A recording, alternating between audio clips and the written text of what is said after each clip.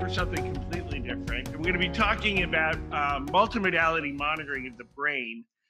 It's something that I've always been very interested in and very passionate about. And what I'm going to do is explain the rationale, talk about some of the technologies that we're using these days. But I want to start by acknowledging the fact that this isn't really the easiest thing to do. It took us years partnering with neurosurgery to slowly build this system. We had to build our own from scratch, a data acquisition system. We have to work closely with nursing. A lot of this stuff is very nursing intensive as well. To give you an idea, I've been at Ford now for 2 years, and this month, we're now just installing microdialysis. But the intention was there 2 years ago. So it takes time. You go work with hospital committees, and it's new technology, and everybody has a lot of questions and such. Okay, why do it? So this is a movie that came out when I was 15, and the plot line involved human beings in suspended animation. And in particular, in this movie, they were harvesting the human beings to get their organs for transplantation. But that was science fiction in terms of keeping people alive in a semi-death, half-life state. This is our reality today. And this is a woman in a coma. And if you look closely, you can see what we call the bundle, affectionately, 2 probes in her cranium, bringing inside the skull a total of 5 different sensors into the brain to let us see what's going on, right? Because this lady is completely sedated, her EEG is quite flat, and she's fighting for her life. And so we use these instruments as a gauge so that we have real-time information about what's going on with the physiology of the brain. Because let's face it, in the ICU, we monitor. And we don't think twice about monitoring the heart and pulmonary function and end-tidal CO2 and temperature and fluid balance and pretty much everything you can measure. But how do you monitor the brain? Well, traditionally, it's by neuroexam, right? And of course, we do that all the time.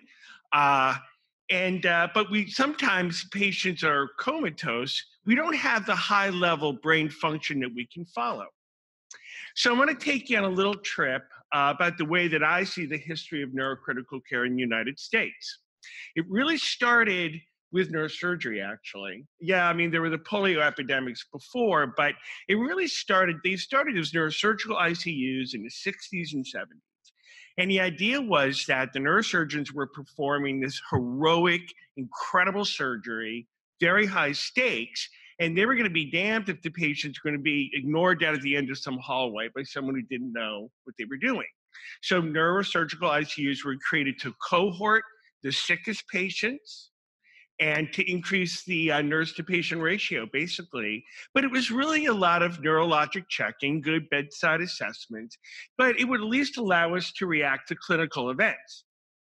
So if somebody stops localizing, stops following commands, if we see a pupillary abnormality, right, the main paradigm was simply swelling and shifting in the brain, producing depressed level of consciousness, right, cranial nerve changes, pupillary changes, motor posturing, and the like.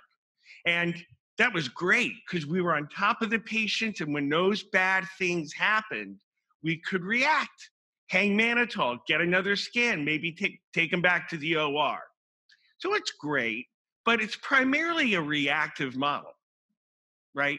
That bad stuff that led to the neuro worsening and the deterioration had actually been brewing for quite a while. And the patient's now worse. So yeah, we can act quickly, but it's kind of like trying to put the toothpaste back in the tube, right? It's better if it didn't get squirted out in the first place. And so that led to the second phase of neurocritical care, what I call the era of physiologic neuromonitoring. And so the main instrument that we've had for neuromonitoring, and this is a defining technology, right? This was the first real thing that we had that made us different from the MICU and the SICU, intracranial pressure monitoring. You see in the cartoon here some of the history of how these monitors were created in the 70s and 80s, the old Richmond bolt and epidural monitors. They don't exist anymore. Today we use parenchymal microsensors, and we, of course, can transduce ICP off of ventricular drain, although unless there's a sensor at the tip, we're draining and not monitoring most of the time. So it's really about these parenchymal probes. But this is great, because the idea is the intracranial pressure can go up, and we can see that ICP surge to 30 or 40, and we can give our bolus osmotherapy, hyperventilate, or do what we have to do, right? And try to prevent the neuroworsening event. Try to prevent the pupil that's gonna blow in after about an hour of an ICP of 30 or 40. So this is what plateau waves look like if you haven't seen them. These are the world's worst kind of plateau waves you can have. These ICP surges in this TBI patient are going up to 90 or 100. And you know they're plateau waves because you have this mirror type of in reduction in CPP. That's pathognomonic of what a plateau wave is. This is actually the brain vasodilating because it senses it's not getting enough perfusion. And there's not enough room in the skull. So the vasodilation itself drives up the intracranial pressure, that worsens cerebral perfusion pressure, that makes the vasodilation worse until the brain is stuck on the plateau in a vasodilated state. And this is death by ICP, because as you can see, this poor guy here ends up with a final ICP elevation. It doesn't go down. The CPP is down to like 10 or 20, and around here he becomes brain dead. This was my patient, and I knew somewhere around there his only chance to live was a bifrontal hemicraniectomy, but at those days, it was a long time ago, and the surgeons were not interested in creating vegetables as they saw it, so he died. And that brings us to the third phase, or the more modern phase of neurocritical care today, which is what I conceptualize as the era of neurophysiologic brain support. Right? The idea is to get in there and really image, visualize, and see in real time what's happening physiologically to the comatose human brain. And in addition to giving us signals, like when the needle's in the red zone and it triggers an alarm and we react, what I've come to understand is using these devices, we can create and establish and maintain an optimized physiologic environment for the injured brain, perfused optimally, fed with glucose optimally, sedated when there's abnormal increases in metabolism and electrical activity like seizures. And the idea, right, salted, whatever it needs to be, the idea is to optimize that physiologic environment and to prevent the ICP wave from ever happening at all. So if you go into neurocritical care, it's super fun, especially if you like toys, gadgets, and gizmos. Man, we got them all. And I'm gonna go through these different types of technologies.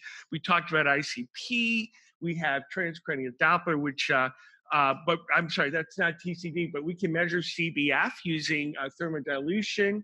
We can measure the partial pressure of oxygen in brain tissue. We can measure brain metabolism using microdialysis. And we can go into the cortex of the brain and measure intracortical EEG. I'm going to show you at the end of the talk, which can give us really amazing insights about things that go on in the injured brain that we never knew about. And so with this technology, we go inside the black box of the comatose human brain. And what I liken it to is flying an airplane.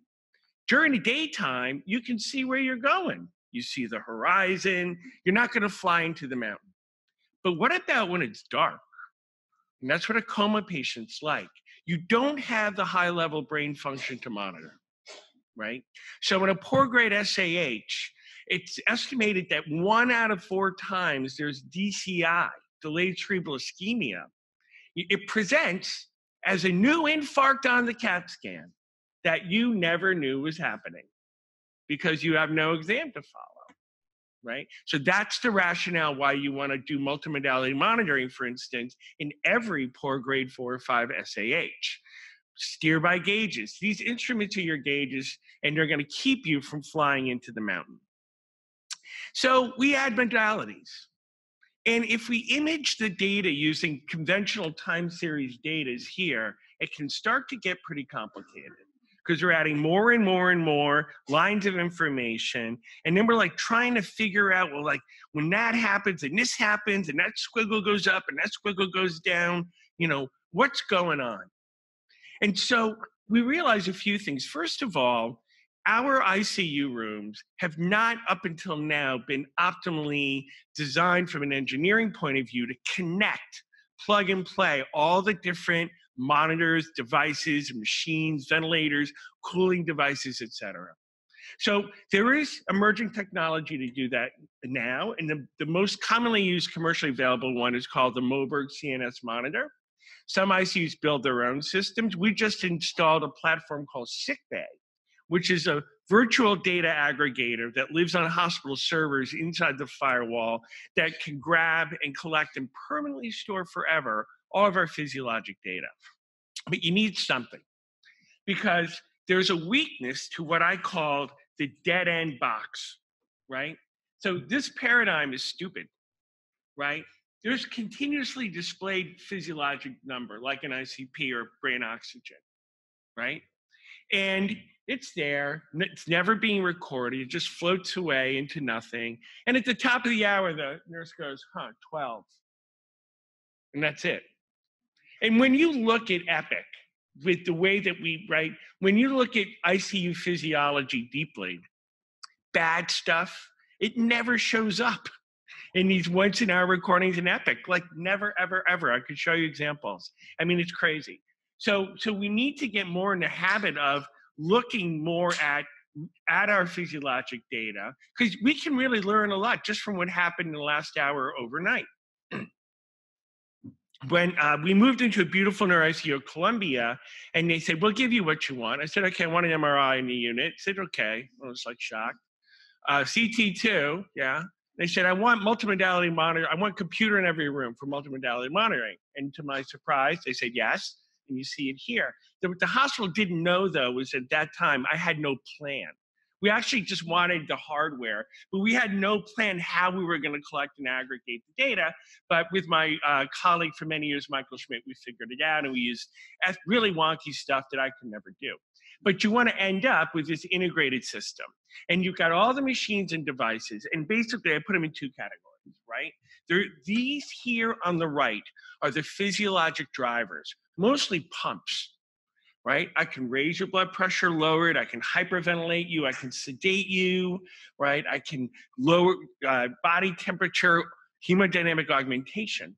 And then on the left, these are what I call the measures of physiologic brain health, right? We want a more robust, continuous, high amplitude EEG. We want the right amount of oxygen, the right amount of flow. We don't want to have seizures, this and that. So the idea is to turn the dials on the right to move the needles on the left out of the red zone and into the green zone, right? And using this technology, that's what is possible. The next thing I figured out, though, was that actually with all the squiggles and lines, to really understand what's going on, the easiest way to do it is just look at one-on-one relationships, right? Using scatter plots, basic scatter plots. So this is the Lycox monitor. It's a measures the partial pressure of oxygen in the brain parenchyma. It's the same thing you measure on a blood gas, PaO2. In arterial blood, about 90, 100. Normal in brain parenchyma, 40. Okay? And what we know is that it's a focal sensor, but largely what's happening in one part of the brain, it's usually highly correlated with the whole brain, an important principle. The other thing that we know from research is that when you measure PbTO2 in trauma, brain hemorrhage, intracerebral subarachnoid hemorrhage, it's practically been universally shown the lower your brain oxygen is for the longer amount of time, it just so happens the worse you do, the more likely you are to die or be severely disabled. And this has been shown over and over and over. Now, that doesn't necessarily prove that brain tissue hypoxia is driving brain injury and causing the poor outcome, but it sure might make sense. And in fact, this is a testable hypothesis, and that hypothesis is going to be tested in the BOOST trial, BOOST 3. ICP management only or ICP management plus PbTO2 optimization in severe TBI. So a brain oxygen level can be influenced by oxygen delivery. It can be influenced by the ability of oxygen to diffuse outside of the capillaries to the neurons, and it can be affected by oxygen consumption as well. This is the first guy ever put a Lycox monitor in. You'll recognize him. He has a right MCA aneurysm, probably clipped because he needed the cranie to do an evacuation. Bone went back on. We placed a PbTO2 Lycox monitor in the right frontal lobe and a dual lumen bolt with an ICP bolt, 2006. So this is the slide of what happened that first night. So you see up here, here's the brain oxygen. Starts out not too good, right? We want it to be 40 and definitely above 20. So it's below 20. And then here's cerebral perfusion pressure, right? This is calculated off an arterial line, right? This PbTO2 is a Clark electrode inside the brain. But you look at the curves and you notice something really interesting. They're the same curve, right? They're highly correlated. When the CPP goes up, the brain oxygen goes up. When it's low, the brain oxygen is low. Remarkable. And if you take that data and you make the scatter plot, it looks like this. And I saw that scatter plot. I said, you know what that reminds me of?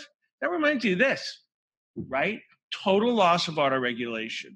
So in fact, if you connect the machines and go beyond the dead end box, a Lycox monitor can give you let you image the capacity to autoregulate in the human brain, which had not occurred to me before. And in fact, there's no reason you couldn't stream this image, right, and smooth it out and just have the autoregulatory curve displayed right at the bedside. I mean, why not?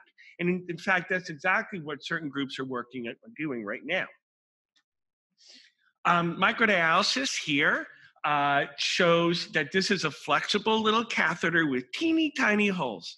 And the teeny tiny holes only let really small molecules in and out. And you have a pump on one end, it pumps the sterile fluid and it ends up at the end of an hour here in this little receptacle. You pop the receptacle here in this machine. That's the old machine. The new one is this big. It just goes around in a tabletop. And it allows you to measure the essential chemical nutrients in the brain. You can measure glucose, lactate, pyruvate, glycerol, and glutamate, right? Glucose, the only real fuel for the brain with the oxygen. Lactate pyruvate ratio goes up when there's oxidative stress and a shift towards anaerobic metabolism. It's an ischemia monitor, right? Glutamate, excitotoxic neurotransmitter, part of the cascade of ischemic death. And when the cells are breaking apart, glycerol is released as a component of cell membranes. So in terms of validation, one of the earliest experiments that was done by a Swedish neurosurgeon named Carl-Henrik Nordström. He just did a lot of microdialysis. And then he said, okay, if this stuff works, then the lactate pyruvate ratio ought to be higher in these trauma guys when the blood pressure is critically low, like below 50, right? Below 50 millimeters of mercury, the hatch bars, the lactate pyruvate ratio. So proof of concept, right? This stuff seems to work. The next experiment that looked at this was by Paul Vespa, very well-known neurointensivist at UCLA. He had 9 patients and he had a lot of EEG. And he said, okay, if this stuff works, the lactate pyruvate ratio ought to be higher in a 1-hour period when seizures occurred compared to those hours of monitoring in the same guys when there were no seizures. And as you can see here, that's exactly what he found as well. Only took 9 patients, but proof of concept about what this stuff can do. So we slowly over the years went from just a dual lumen bolt, ICP Lycox, triple lumen bolt, we added the microdialysis. Then we added a second burr hole, dual lumen, and we started to monitor cerebral blood flow and intracortical EEG. We made a few discoveries, and I'm gonna have to go really fast. I apologize for that. First of all, we looked at populations of SAH and ICH. Here's poor grade SAH. And as you'd expect, there's more metabolic crisis, high LPR, low brain glucose, and more brain tissue hypoxia in general when CPP is low. Just like that Carl Henrik Nordstrom slide I just showed you before. And we did the same thing in ICH as well, aiming for sort of perihematomal brain tissue at risk. And what we saw is the same relationship, except for some reason, in these lucent regions, a lot more brain tissue hypoxia than we saw in the poor grades. But again, giving us an idea that, first of all, if you look at this ICH crowd, you know, their optimal CPP might be quite high, right? And they might, you know, trauma, we think 50 to 70. ICH in a coma, maybe should be 100, which means maybe we got to be careful about over treating the blood pressure with our cardine drips and the like. So gives us new insights we didn't know, and gives us things to think about and new hypotheses to test. This is an example of one patient showing that failure of autoregulation is dynamic, right? It's really out here and the brain oxygen levels are low. And see, each day they're higher, and we're able to keep the blood pressure up at a higher level, more in the upper, flatter part of the curve, right? So just pictures to let you see. And another point is when you do the monitoring correlated to death or poor outcome, it's highly, highly predictive of outcome as well. The big multi-center studies showing that have not been done yet, but the single center studies like this one in our ICH population shows that the brain oxygen levels are going higher and the ICP is going lower. And metabolically, the brain is much healthier the whole time in the poor grade SH patients that walk and talk one day. We looked at glucose because glucose is the only fuel for the brain. It's actively transported. And first of all, we found that in coma patients who die, their brain glucose levels progressively grind down lower. They're higher and more stable and trend up in the guys that go on to live. And don't have time to get into the details, but we looked at the ratio of glucose in what I call the brain juice, right, the extracellular fluid of the brain, to serum glucose levels. And we found that the ratios are abnormally low. There's failure of active transport of glucose. And the lower that ratio is, the more metabolic crisis there is, right? And the more death. That's more metabolic crisis and a stepwise relationship with more mortality, right? And from a practical point of view, managing coma patients with microdialysis, it allows us to optimize the way we manage glucose with our insulin drips to make sure that we're getting enough glucose into the brain and not triggering metabolic crisis in the brain. Okay, fever, we found that here's the amount of brain tissue hypoxia, percent of measurements with hypoxic less than 15. In a cohort of patients when they're normothermic, there's more when they're febrile. And then when we tried to treat the fever with the Arctic sun, there was even more brain tissue hypoxia. Why? Shivering.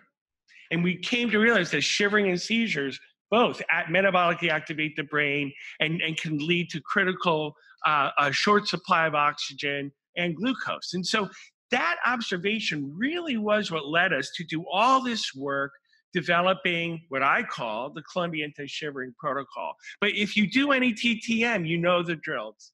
Buspar, skin counterwarming, mag drip, dexmedetomidine. And that all came from efforts that we did at Columbia with another one of my colleagues, Dr. Neeraj Bajadia, who's now in Maryland, because we were interested in TTM at the time, and I'd never seen people shiver like this before. We wanted non-pharmacologic ways to control shivering to minimize the amount of sedation so we can follow exam.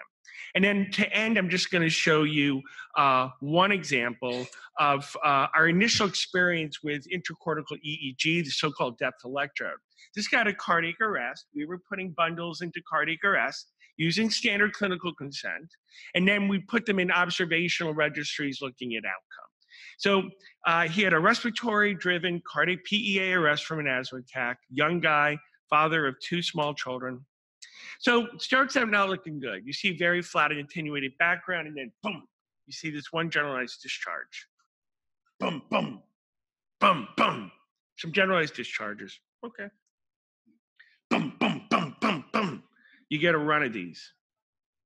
The blue on the bottom is what's in the brain, being right, what's coming from the depth electrode. The other stuff up top, that's standard surface EEG. And what you see is he's having a raging seizure in his brain with pseudo-normalization of the cortical EEG. And the seizure goes on and on and on until then the brain's depleted again. How many times is this happening in our coma patients? In our first 15 patients, we found that 10 out of 15 patients were having seizure activity of some type that we could see with the depth electrode, but in only half of those 10 did we see concurrent seizures consistently on surface EEG. So we know that maxim that surface EEG is going to pick up, electrographic seizures and somewhere around 20 to 30%. But there may be a whole other third of patients that are having seizures deep in the brain, but because the brain's so metabolically spent and damaged, those seizures can't fully propagate out to the surface where we can see them with conventional surface EEG. Do these seizures drive poor outcome? Do they cause secondary brain injury? Do they lead to depressed level of consciousness and failure to recover from coma? We'll find out one day. But it has been shown here, though, that when you seize on depth alone, in general, the prognosis is much worse with more poor outcomes than when you seize on depth and surface. And we have yet to see any example of somebody seizing on surface without seizing on depth. So kind of a brave new world. Welcome to the future. There are a lot of great reasons to get involved with and look at the fascinating physiology of the comatose human brain using multimodality monitoring. Thank you very much for your attention.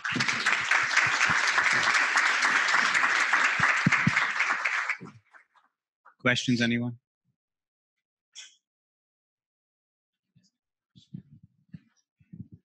Thank you, Stephan. Very nice as usual.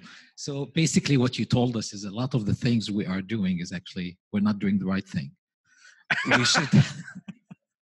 We should not fuss around with blood sugar.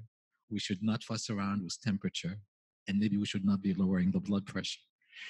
No, I wouldn't say that. No, I think what the tools allow us to do, I have another one too with the hemoglobin, and there's less brain hypoxia with higher hemoglobins, which is totally contra to the tricks thing with the hemoglobin of 7, I just think what it does is it gives us more situational awareness, right? It gives us more understanding of if unintended consequences of downstream effects of the things that we're doing. And I'll tell you one right now is if you're monitoring PbTO2 in a real blasted out ICH patient that you're fighting for, you're generally going to be using less cardine because you'll see that relationship.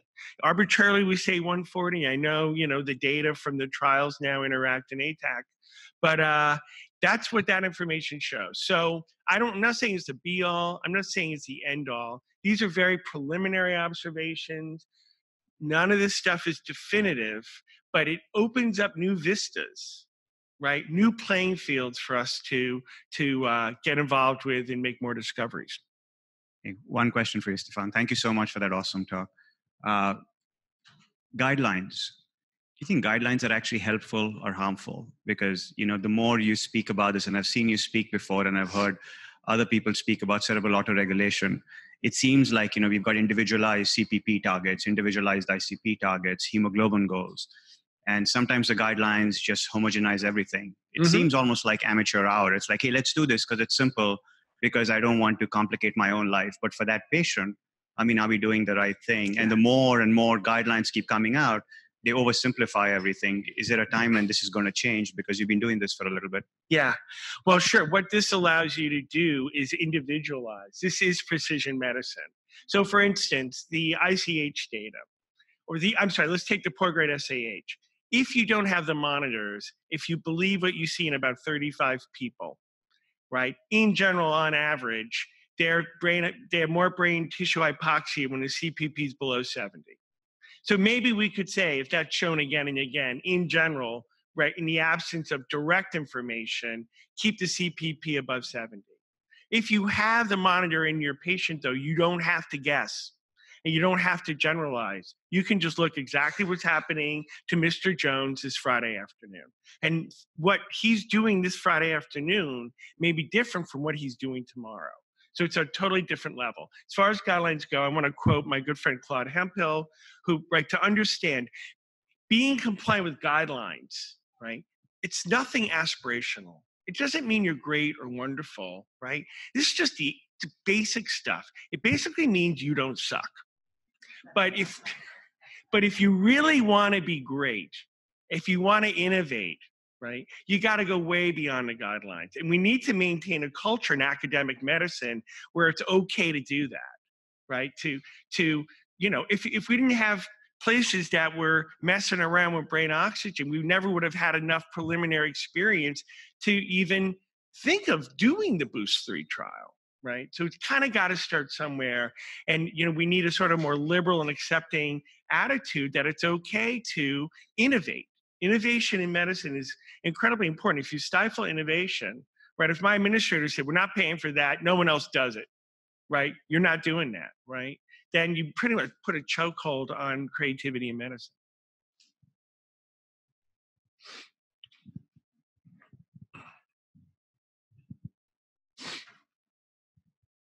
Doctor, given what you just told us, that we maybe a third of our patients could be having deep seizures that are not being caught up on the surface monitor, do you think it should be appropriate to do a routine deep seizure monitoring on these patients? And could this be the reason behind why these patients have a higher CPP, well, like an optimum CPP? Yeah. So could insertion of a depth electrode become a standard of care one day? I believe it actually might. My also good friend and colleague at Columbia did much of this work, and he remains the director of that unit now. Look at his work. It's fantastic. He's able to look at the metabolic consequences of seizures in incredible precision and detail in human beings, something that, you know, in coma patients, no one had ever done that before. And bad things happen. That's all I can say metabolically. So I will tell you that increasingly there's a small number of neurocritical care programs around the country. I know UCLA is one, a few more that have now started to routinely monitor intracortical EEG when they put bolts in. And we intend to do that too. But we just kind of want to go stepwise for everyone. So we're going, you know, PBTO2, we use the Rametic PTO, pressure tissue oxygen, we're adding microdialysis, just through simple dual lumen bolt, and then we'll just keep pushing it. But we want to end up there, yes.